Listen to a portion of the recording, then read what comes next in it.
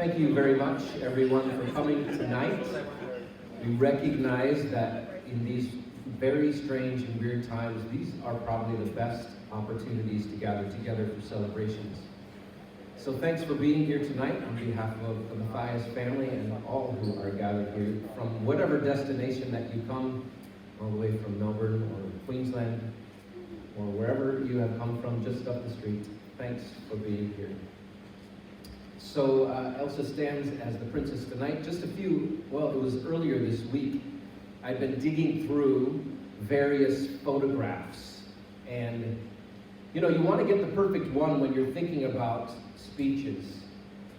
But I was leafing through a book that I hadn't read for a long time, and tucked inside the pages was actually a photograph from about 2008. We were living in Rockford, Illinois. Elsa would have been 7 or 8 at this time. It's autumn, and the leaves have fallen. It's golden and red and yellow. And when those of you who are parents, you recognize that photographs take on new meaning. You who have billions of photographs in your phones, they have no meaning whatsoever. It's interesting, as the older you get, the photographs take on more memory. And so here is our 3 young ladies who are standing in front of a huge, enormous pile of leaves with these amazing smiles on their faces. And Elsa, in this photograph, has allowed her 2 sisters to take off before her, but I can still see her in the background of this photograph, standing with the largest smile in front of her face, with life-stopping joy, just waiting for her moment to fly away. And Reed is much better than me. I'm just going to read it. Maybe all of you, like we, have looked back over photos and felt that heart-pinching, squeezed soul feeling and the passing thought, if only we could go back to that time and relive it, capture it and stuff it in a bottle, then we could experience happiness again and again. If we were to turn back time, I did that.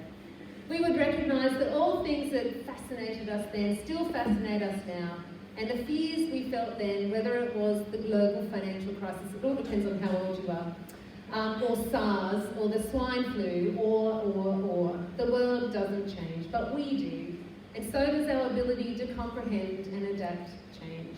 As we stand here on a warm night, 15,754 kilometres away from where that photo that Reed was talking about was taken, there are some things that just don't change. Specifically, the kind of young girl that Elsa was to the amazing young woman she has become. The joy is the same. The kindness remains. The immensely talented Elsa pauses at the brink of a leap of both faith and adventure, and the look is still the same. Look out, world, I'm diving in. When Elsa was 4, we moved to seminary. For the adults, Reed and I was a little bit strenuous. I was 8.5 months pregnant, and in Adelaide now, it's about the heat that it is in Rockford Dubuque in the US, so very, very hot. But for the 2 oldest, because Greta was about to be born, it was an exciting time of new exploration. So up the road from us was a playground with a wooden fortress, a slippery dip, swings and monkey bars. And one day Elsa was playing, and Reed was up there, and there were some other children, and he was watching, and they said, "Hey, hey!" Elsa says, "Watch me!" And Reed comes back and he says, well, as boys do, especially when they are 6 or 7, and involved exclusively in their own exploits, maybe that doesn't change. He wrote this, by the way. They ignored her, and he says, "Hey, moron, there's a superstar swinging on the monkey bars, and you're missing out." But we didn't say anything. And we noticed that Elsa truly did not really care. Whether people were watching her at all, it was simply her experience of doing something she'd never done before and feeling a sense of accomplishment at doing it.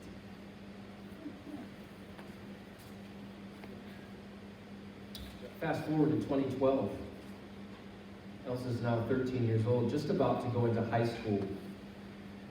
We've moved to Australia at this point, and at this high school that I worked, the girls were going to come and be part of that. And I can remember the day when you come and check out the school. What's that called? An open day, right?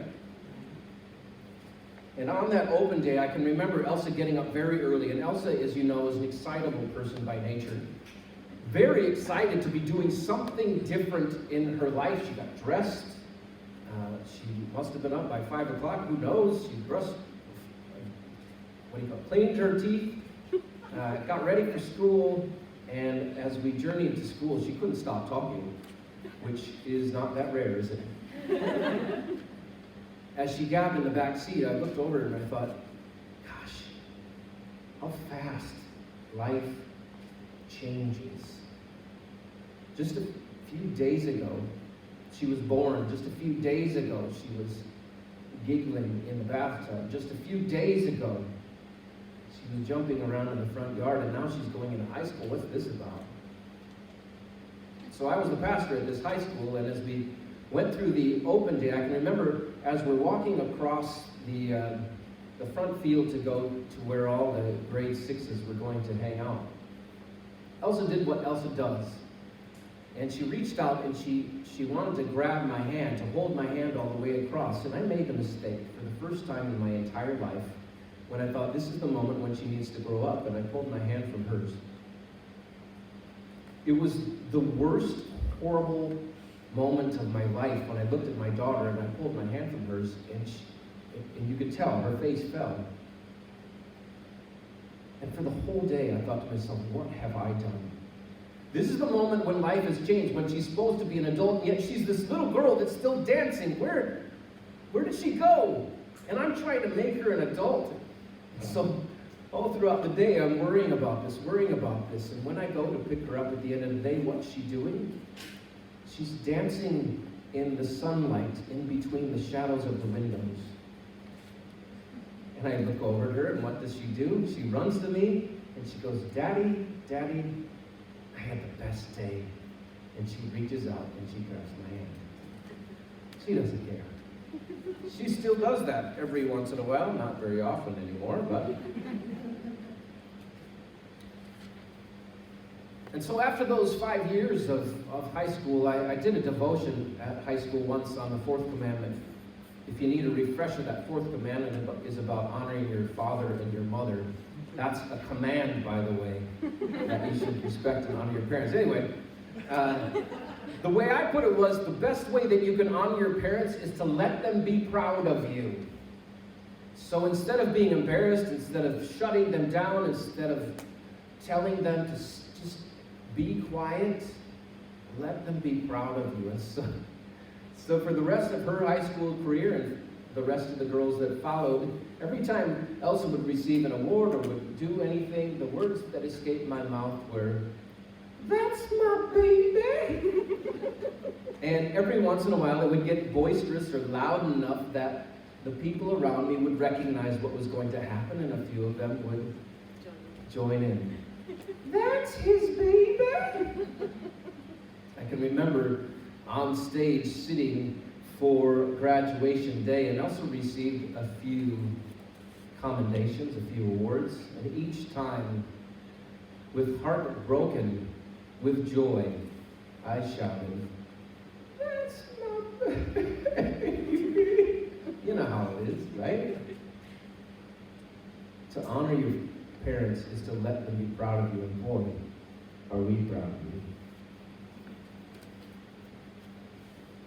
So now, 4 years later, we're celebrating not just a 21st birthday, but it's a going away on an adventure party. As we hear the speeches, most of them, well, they will be funny, the girls are coming up next. We smile and we say, "That's our baby." And for the rest of our lives as parents, we will look at our children and say, "Those are our babies.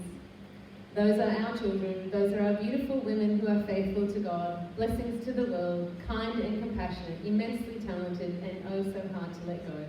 And yet how exciting it is to do so, because we know that God the Father has everything in his hands. And in everything, with Elsa and our girls, they will honour God by allowing him to say, "That's my babies. Them's my babies." Together. Okay. This was the point where he thought I might be crying, but I'm stoic tonight. I am. Queen of Hearts. So, Elsa, as you celebrate your 21st and start out on this most exciting adventure, I have to read the Here are a few gifts to take with you. Our smiles, when you feel most sad. our hugs when you feel most alone,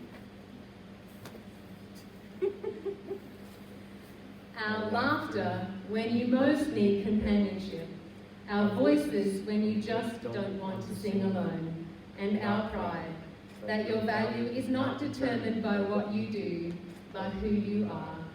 To Elsa. So we ask you to raise your glasses.